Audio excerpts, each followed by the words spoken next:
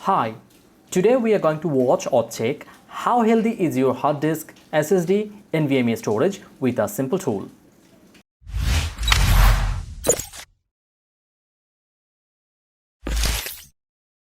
So go to Google,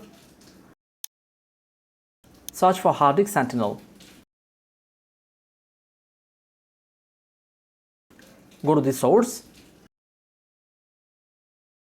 download and install it. It's too simple. Now launch the program.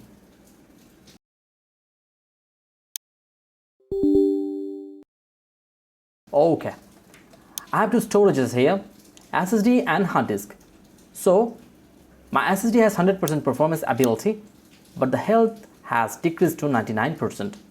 It's quite good. And now if I come to my hard disk, this also has 100% performance rate, but the health has gone quite down. It's 92% healthy.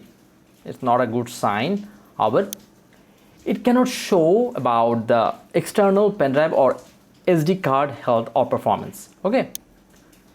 Now note, if the health goes down below 50%, then you should consider replacing the storage with new one for your data safety.